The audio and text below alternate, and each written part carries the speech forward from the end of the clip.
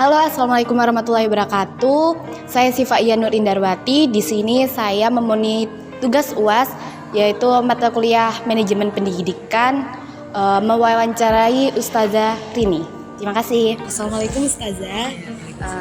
Saya Sifa Iya Nur Indarwati dari Unusida, akan bertanya mengenai motivasi pembelajaran di kelas.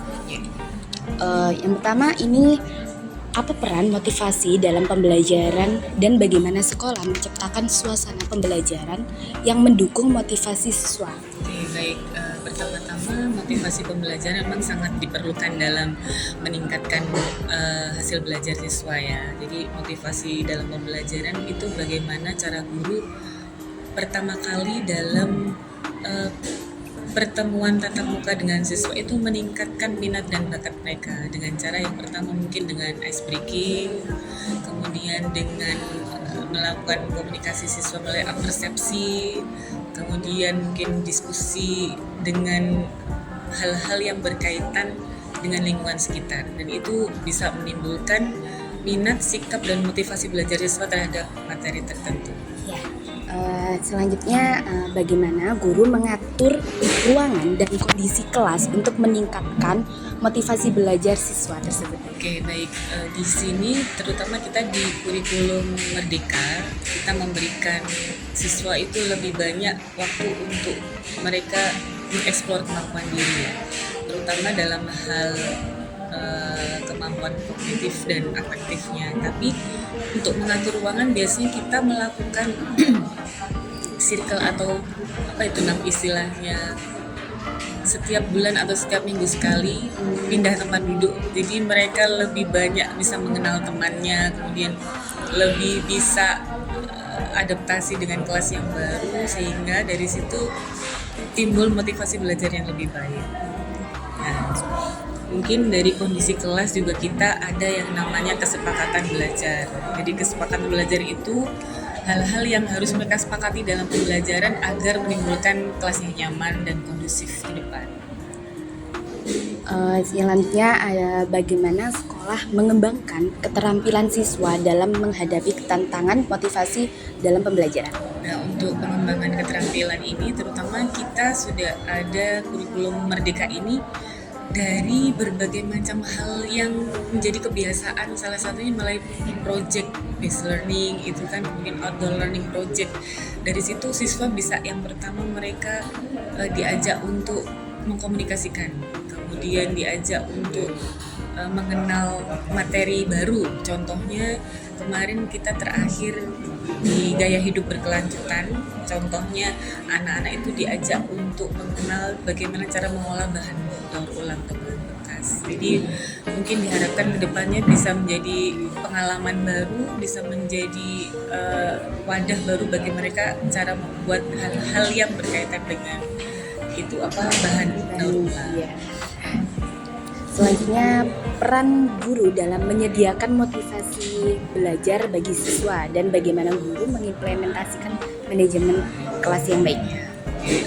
Kalau guru memang harus terus memotivasi siswa setiap hari ya, melalui mungkin dengan cara menyapa setiap pagi, itu juga terutama anak-anak mungkin biar merasa ada orang tua di sekolah gitu kan. Kemudian motivasi belajar yang lain melalui reward juga, jadi anak-anak juga lebih terasah rasa kompetisinya untuk lebih baik lagi dari yang lain, tapi tidak meninggalkan teman yang lain juga. Jadi sama-sama saling berkompetisi tapi dalam hal yang positif. Jadi reward itu juga sangat penting.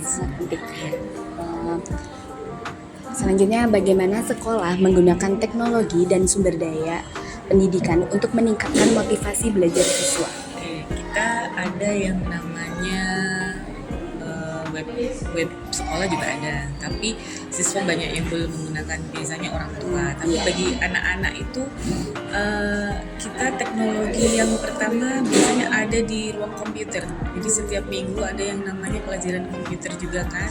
Jadi memanfaatkan teknologi di sana, ada pembelajaran baru, dia dapat misalnya cara menggunakan Excel, kemudian cara membuat media sosial yang positif bagaimana, dan sumber daya yang lain selain teknologi juga banyak kita gunakan, terutama di sekitar sekolah.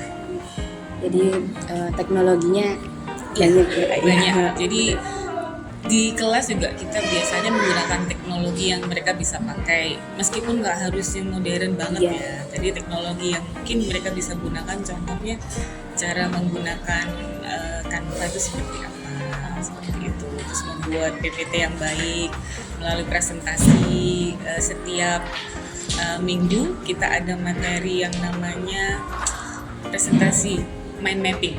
Jadi dari situ anak-anak membuat mind mapping di PPT, kemudian diterjemahkan dalam bentuk presentasi di depan orang tua. Itu juga cara memanfaatkan teknologi. Jadi di sini sudah menggunakan teknologi PPT itu Yes, ya. sudah Teknologi PPT ada yang bisa menggunakan Canva juga. Jadi sudah diajarkan seperti itu. presentasinya juga seperti itu.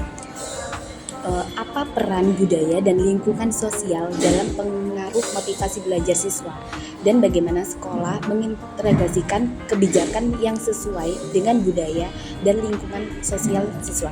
Baik, budaya dan lingkungan sosial di sini kita ada yang namanya pembinaan karakter atau karakter building yang dilakukan setiap hari oleh wali kelas di depan siswa, terutama ketika setelah tadarus Al-Quran. Jadi kita memberikan motivasi di situ, mengajak anak-anak untuk sesuai karakter Islam bagaimana. Kita setiap saat mengingatkan. Jadi insya Allah lingkungan dan budaya di sini tuh kita tidak lepas dari siswa pengawasan juga dan sebagainya. Mungkin ada siswa yang belum sesuai, kita panggil, kita kasih pengertian, motivasi, dan dari situ bisa terbentuk kebiasaan yang lebih baik. Apa strategi manajemen kelas yang efektif untuk meningkatkan motivasi belajar siswa di sekolah dasar? Strategi manajemen kelasnya ini lebih bersifat kita mengajak kita sebagai fasilitator ya, anak-anak kan lebih banyak bergerak ya untuk SD. Jadi sebagaimana sebisa mungkin materi yang kita ajarkan yang mereka suka, dalam artian tidak meninggalkan main pembelajaran utamanya apa. Jadi mungkin lebih banyak bermain, tapi di dalam bermain itu ada pesan positif dan ada materi pembelajaran yang akan disampaikan. Itu yang pertama. Kemudian yang kedua tadi ini ya, manajemen kelas. Ada juga kita biasakan anak-anak untuk saling refleksi. Jadi setiap pembelajaran selesai kita mengajak atau guru mengajak anak-anak untuk merefleksikan pembelajaran hari ini, kira-kira merasa senang, sedih atau bagaimana, apa ininya kontribusinya biar kalian merasa baik ke depan itu seperti itu. Jadi apa ya, kita tahunya dari situ sih pembelajarannya. Selanjutnya, apa peran keterampilan siswa dalam pengaruh motivasi belajar, dan bagaimana sekolah mendukung keterampilan siswa tersebut untuk meningkatkan motivasi belajar? Nah, keterampilan siswa juga penting ya. Kalau mereka kognitif terus juga nggak ada keterampilan, sayang.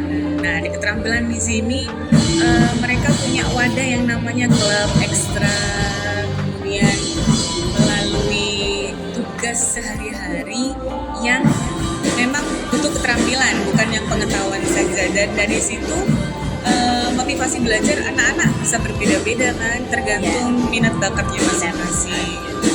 Dan ini sekolah sudah mewadahi dalam bentuk klub dan ekstra itu agar anak-anak bisa menyalurkan minat dan bakat mereka. Bagaimana guru mengatur waktu belajar siswa untuk menjaga keseimbangan motivasi belajar siswa itu? Ya, mengatur waktu belajar tentunya kita di sini full day. Dan dari full day itu kita sebisa mungkin tugas itu diselesaikan di sekolah. Jadi anak di rumah tidak dibebani tugas lagi kan, kecuali memang ada hal-hal tertentu yang khusus banget dan itu jarang. Nah, jadi mungkin lebih banyak kita menyelesaikan tugas di sekolah agar mereka waktu belajar di rumah itu hanya review aja, baca-baca aja. Kalau di sekolah kita optimalkan waktu yang ada di sekolah, tidak membebani yang di rumah. Seperti itu. Selanjutnya, apa peran komunikasi dan interaksi yang baik dalam pengaruh motivasi belajar siswa, dan bagaimana sekolah mengembangkan keterampilan komunikasi siswa? Oke, peran komunikasi dan interaksi yang baik dalam hal ini sekolah, orang tua dan siswa sangat berperan.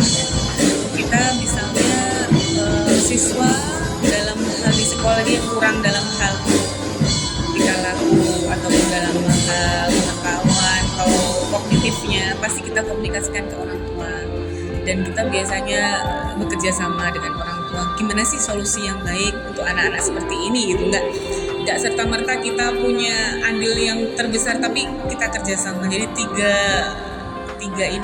wadah ini ya, yang harus saling bekerja sama dengan baik. Jadi insya Allah dari situ anak-anak akan lebih bisa kita kita tarik ulur sesuai ke kemampuan dan keinginan orang tua dan sekolah, saling berkesinambungan seperti itu. Selanjutnya, bagaimana sekolah menggunakan program ekstrakurikuler dan kegiatan lainnya untuk meningkatkan motivasi belajar siswa? Sekolah dalam hal ini ekstrakurikulernya sangat banyak sekali.